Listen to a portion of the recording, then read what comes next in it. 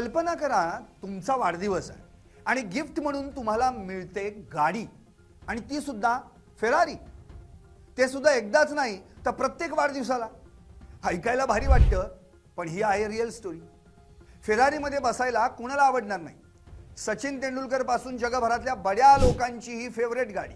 आणि IPLचे माजी संस्थापक ललित मोदी यांच्याकडे एक दोन नाही तब्बल 32 फेरारी आहेत.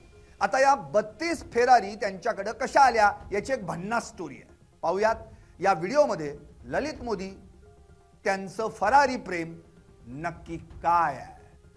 नमस्कार, मी संदीप आणि आपण पाहता LS Marathi. Indian premier league म्हणजेच IPLचे संस्थापक आणि माजी अध्यक्ष ललित मोदी यांनी खुलासा केला आहे की ते आपल्या मुलाला त्याच्या 21व्या वाढदिवसापासून प्रत्येक वाढदिवसाला फेरारी भेट देतात.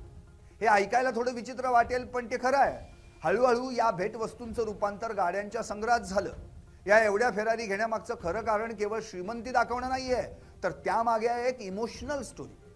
अलीकडेच इंग्लंडचे माजी क्रिकेटपटू मायकल ऑन यांच्या द ओव्हरलॅप क्रिकेट या पॉडकास्टमध्ये ललित मोदींनी अनोख्या परंपरेमागील कारण स्पष्ट केलं, जी सध्या सोशल मीडियावर अत्यंत चर्चेत आहे. लहानपणी त्यांना फेरारी घेण्याची नेहमीच इच्छा असूनही त्यांना ती कधीच घेऊ दिली गेली नाही.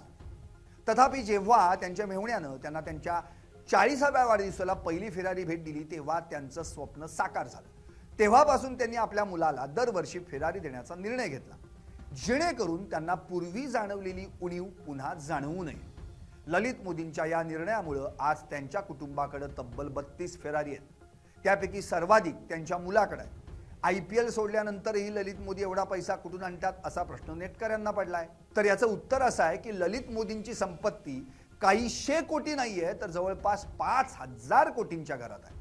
त्यांच्या संपत्तीचा मोठा भाग त्यांच्या कौटुंबिक व्यवसायातून, सुज्ञ गुंतवणुकीतून आणि अर्थातच IPLच्या स्थापनेतील त्यांच्या महत्त्वपूर्ण भूमिकेतून येतोय.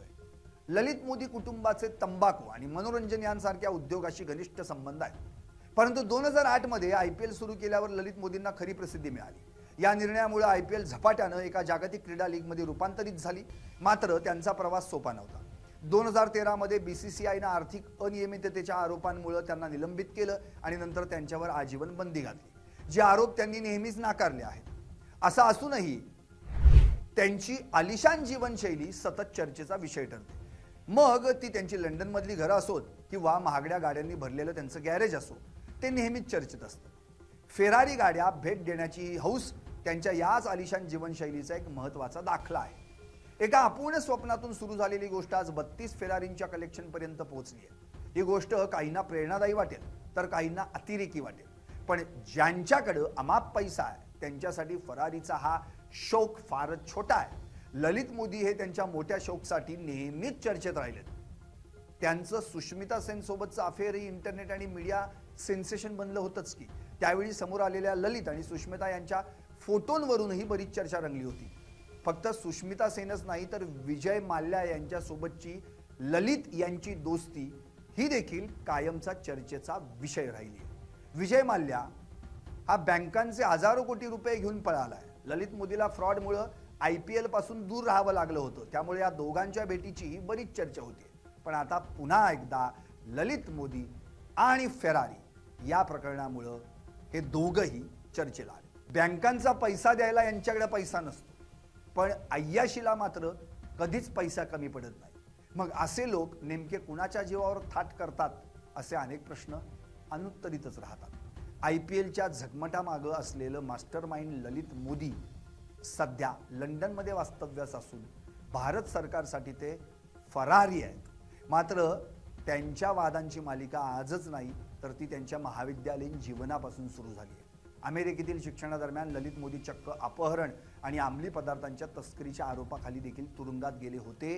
हा किस्सा आजही चर्चेत आहे. 1985 मध्ये ललित मोदी अमेरिकेतील नॉर्थ कॅरोलिना येथील प्रतिष्ठित ड्यूक युनिव्हर्सिटीमध्ये शिक्षण घेत होते. 1 मार्च 1985 रोजी एका स्थानिक हॉटेलमध्ये अंमली पदार्थांच्या खरेदी विक्रीवरून वाद झाला. मोदी आणि त्यांच्या काही मित्रांवर एका व्यक्तीला मारहाण करणे, त्याच्याकडून पैसे उकळणे आणि त्याचे अपहरण केल्याचा आरोप ठेवण्यात आला. तपासादरम्यान त्यांच्याकडे कोकेन सापडल्यानं अंमली पदार्थ बाळगल्याचा गुन्हाही नोंदवण्यात आला. या प्रकरणात ललित मोदींनी न्यायालयात गुन्ह्याची कबुली दिली. स्थानिक न्यायालयानं त्यांना सुरुवातीला 2 वर्षांच्या तुरुंगवासाची शिक्षा सुनावली होती. मात्र नंतर ही शिक्षा बदलून त्यांना 5 वर्षांच्या प्रोबेशनवर ठेवण्यात आलं आणि $50,000 दंडही ठोठावण्यात आला. प्रोबेशनच्या नियमानुसार त्यांना अमेरिका सोडण्याची परवानगी नव्हती. मात्र 1986 मध्ये त्यांनी प्रकृती बिघडल्याचं कारण देऊन न्यायालयाकडे भारतात जाण्याची विनंती केली. न्यायालयानं त्यांना वैद्यकीय उपचारांसाठी भारतात जाण्याची मुभा दिली. भारतात परतल्यानंतर त्यांनी पुन्हा अमेरिकेची वाट धरलीच नाही आणि तिथंच त्यांचा अमेरिकेतील शिक्षणाचा प्रवास संपला.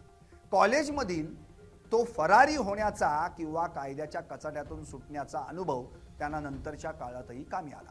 अशी चर्चा आता राजकीय वर्तुळात रंगली. 2010 पासून IPL मधील मनी लॉन्ड्रिंग प्रकरणात ते भारतातून बाहेर असून आजही भारतीय यंत्रणा त्यांच्या प्रत्यर्पणासाठी प्रयत्न करते. तुम्हाला काय वाटतं? भाव व्यक्त पाहत रहा LS मराठी.